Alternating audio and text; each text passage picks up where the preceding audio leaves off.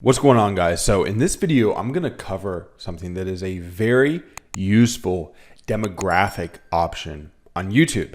Now, this same option on Facebook, and what it is household income targeting on Facebook is basically completely useless.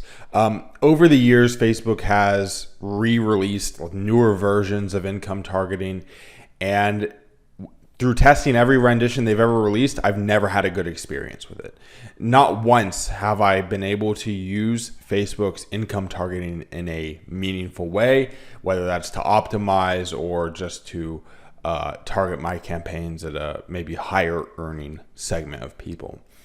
On YouTube, on the other hand, the data may not be perfect, but I find it very useful for both optimizing and for getting higher quality people on the phone when it comes to selling high ticket services. So what we're going to be going over today is how to locate demographic targeting in your account for household income and how to make decisions off of it depending on what niche you're in. Because it does depend on what niche you're in. For lead gen, you want to do one thing, and for high ticket info products, you're selling 5K, 10K products over the phone, there's something else you want to be doing here. So let's jump right into it. So this is my dashboard. From the dashboard, in order to find income targeting, you're going to go over here on the left to demographics and make sure you're not in any particular campaign because we want to see the data from all campaigns. So we go over to demographics, household income, and here we can see the data from all of our campaigns. Now this is just a demo account. There's no data here. But what you would see is bars here showing two things. So first of all, make sure, before we go into any of these stats, make sure that your time window is set to all time. The reason for this is we want to gather data from the longest segment, time segment possible. You don't want to do anything short because we want to see the most data possible to make the best, most informed decisions. Second of all, make sure this little blue box here is cost per conversion. The way you do that is you scroll down to conversions and you go to cost per conversion. Then under the red box, you want to go to conversions and just select conversions. Now, what's going to happen when you actually get data here is, for example, lower 50% will have two columns popping out of it. The blue one's going to be your cost per conversion. The red one is going to be total number of conversions. The reason we even include the red one here, total conversions, is so that we're not excluding household incomes that don't have that many conversions. We want to make sure they have enough data to justify either turning them on or turning them off. So within individual campaigns, you can turn on and off data. So like if you have a campaign that's performing, you can turn some of these segments on and off depending on what their performance looks like.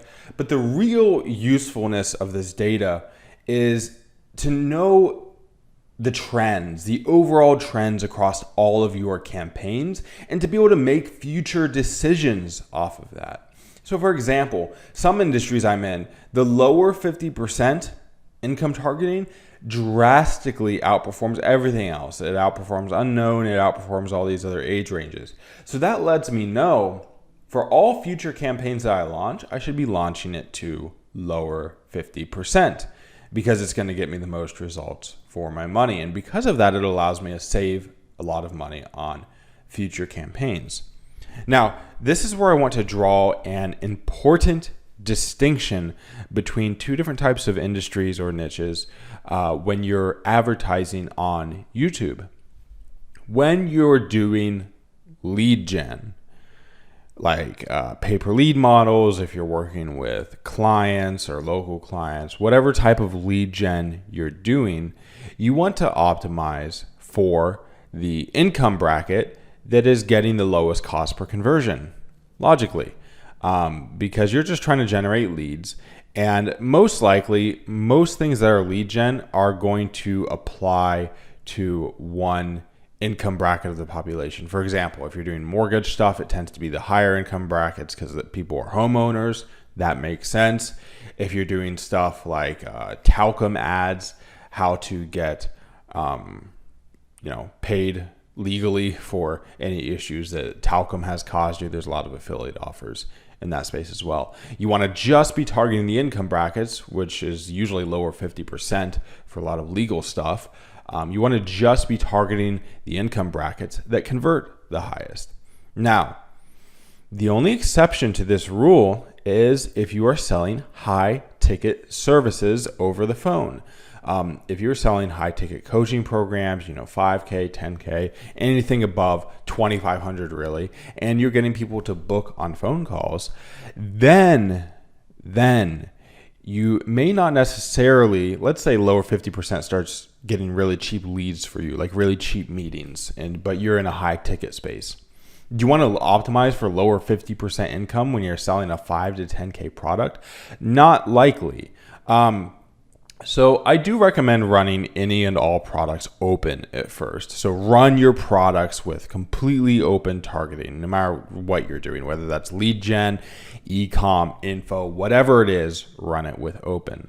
But the difference is when you're selling high ticket, you want to use a software like HighRisk, Wicked Reports, any of these third-party trackers, Red Track, any of those, to see which incomes are associated with sales.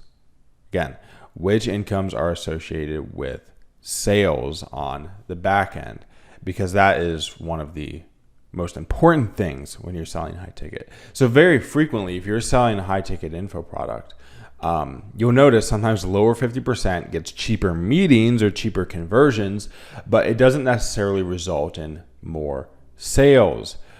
The higher incomes, even though they cost more per meeting and they cost more per conversion, tend to result in more sales, which is what you want.